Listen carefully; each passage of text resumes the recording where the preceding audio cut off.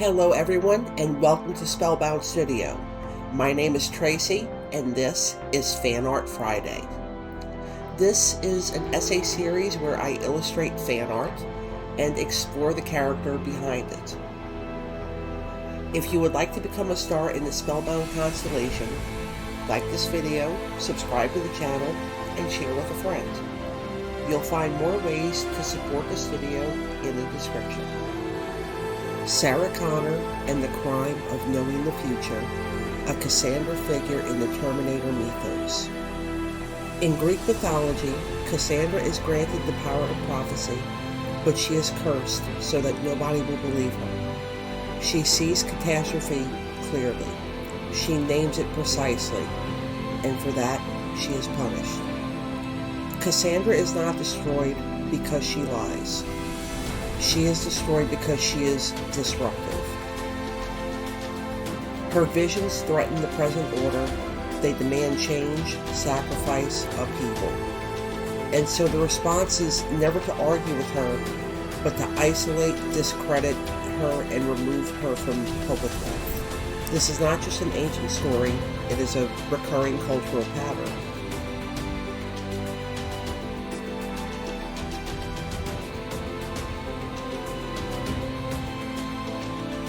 In modern science fiction, few characters embody this pattern as completely as Sarah Connor. In The Terminator, Sarah Connor begins as a profoundly ordinary woman. She is not exceptional, hardened, or seek any sort of destiny. She is chosen by accident, and the first half of the film makes this clear. She is confused, frightened, and repeatedly told what is happening to her is impossible. Even Kyle Reese's explanation that she will give birth to the future leader of the human resistance sounds unhinged when spoken aloud. Yet the film never treats Sarah's belief as stupidity. Her skepticism is rational. But what transforms her is not faith, it's evidence. The Terminator does not stop. The police station massacre happens in full view of institutional authority, and Kyle Reese dies telling the truth. By the end of the film, Sarah Connor is no longer naive or unstable. She records tapes calmly. She prepares deliberately. She looks directly at the road ahead. And this is the moment that Cassandra is born. Not when the prophecy is spoken, but when it is believed. Between the Terminator and Terminator 2, Sarah Connor does exactly what the future demands of her. She trains. She studies weapons and tactics. She teaches her son survival skills, languages, and discipline. Every action she takes is consistent with the information that she has been given, and this is where the cultural punishment begins.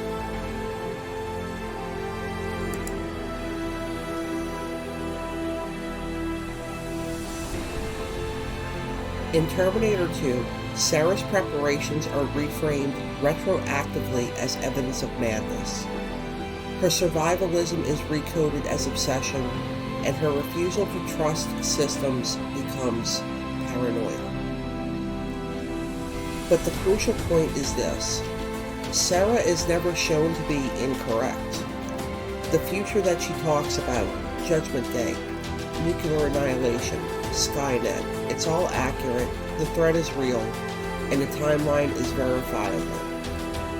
But the preparation itself is seen as aggressive and against the system.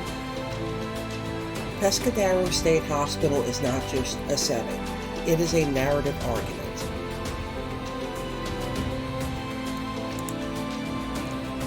Sarah Connor is not in prison because she failed to prepare. She is imprisoned because she refused to stop preparing. At Pescadero, she is restrained for speaking, sedated for resisting, and punished for clarity.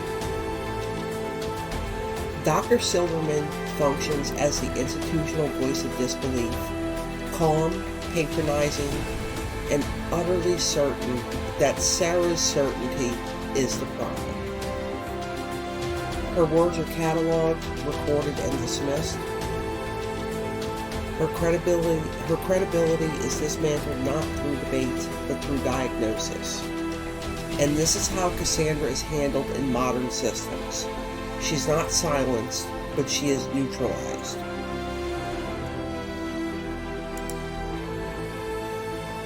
The label of madness in Terminator 2 is not a clinical endpoint. It is a strategy. Sarah Connor is allowed to speak endlessly as long as nobody listens. This mirrors Cassandra's curse precisely. Cassandra is not gagged. She is permitted to warn over and over again without consequence. The goal is not ignorance, the goal is containment. In Sarah's case, that containment is gendered, maternal, and moralized. Her love for John becomes evidence of danger. Her willingness to try to kill Miles Dyson is framed as proof that she cannot be trusted, even though the act itself is logically consistent with preventing genocide. Sarah is not punished because she is violent, but because she is decisive.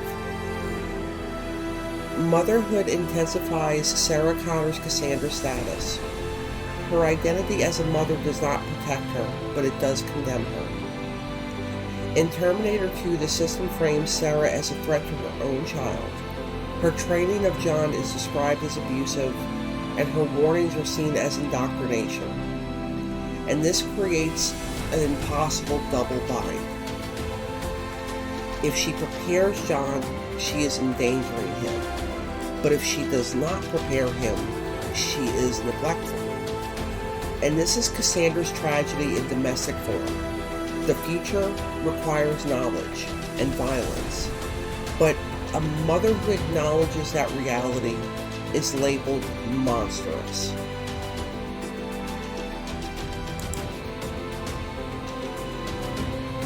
One of the most unsettling aspects of Terminator 2 is that no one actor is malicious. Cassandra works exactly as intended. Doctors follow protocol, orderlies enforce compliance, the system remains calm. And calm is prioritized over the truth. Cassandra does not threaten society by being wrong. She threatens it by being accurate. Sarah Connor is dangerous not because she predicts the apocalypse, but because she refuses to make that knowledge comforting. When Sarah Connor is proven right, when the Terminator returns, when Judgment Day is confirmed, nothing is restored. She is released only because the future becomes violent enough to be undeniable. Cassandra is always believed eventually, but belief that arrives after punishment is not justice. It is aftermath. Sarah does not regain trust or credibility. She simply survives. The Sarah Connor Chronicles understands this dynamic with rare clarity. It does not soften her or reframe her as just being misunderstood. Instead, it extends the Cassandra arc forward. Knowledge does not end suffering. It prolongs vigilance. Sarah remains hunted. She still prepares, and she is still disbelieved. The future shifts, but the punishment persists. This is not an expansion of the myth, it is confirmation. Sarah Connor saves the world, but she does not get her life back. And this is Cassandra's final truth. The future may be altered, judgment may be delayed, but the prophet does not return to normalcy.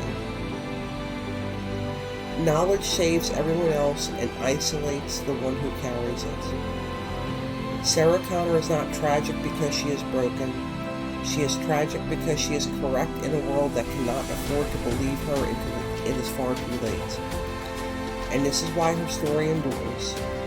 This story is not a warning about machines, but as a warning about what happens to women who refuse to stop telling the truth.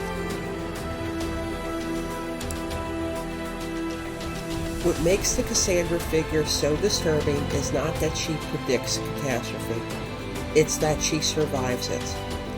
We are comfortable with stories where the prophet dies, where the truth teller is martyred and removed.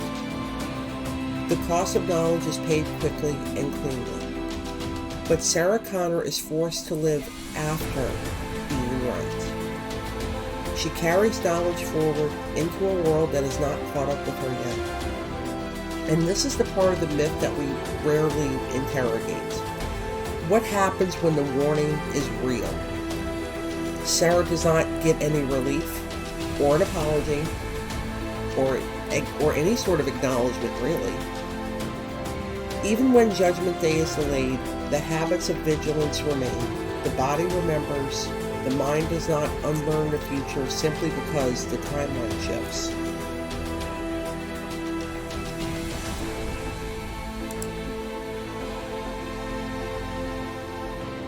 This is the unspoken burden of Cassandra. The future is not erased, it is internalized. Sarah Connor cannot become ordinary again because ordinary was only ever an illusion. Once you understand how fragile the present is, you cannot unknow it. You cannot pretend the systems meant to protect you will intervene in time. And so Cassandra remains watchful, even in moments of peace. And this is why Sarah Connor resonates so powerfully beyond science fiction. She reflects a truth that many women recognize intuitively. The awareness itself is treated as a threat. We notice patterns. We name a structural danger. We refuse reassurance when the reassurance is premature. And these are not celebrated traits. They are managed, softened, medicated, or mocked. Women who anticipate harm are told that they are anxious. Women who prepare are told that they are extreme. Women who refuse denial are told they are difficult. And when the harm arrives, the cost they paid to see it early is quietly forgotten.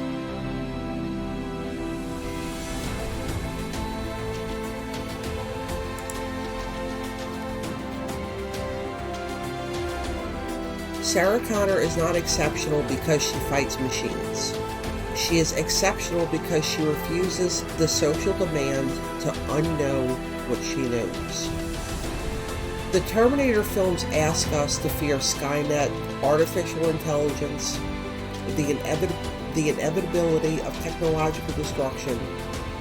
But the more unsettling question they pose is this: what does a society do with women who are correct too soon? Time vindicates Sarah Connor. History proves her right, but the vindication does not restore what was taken away. Cassandra's curse is not disbelief alone. It is isolation, endurance, and the knowledge that even saving the world does not guarantee safety, belonging, or peace. Sarah Connor's story endures because it refuses false consolation.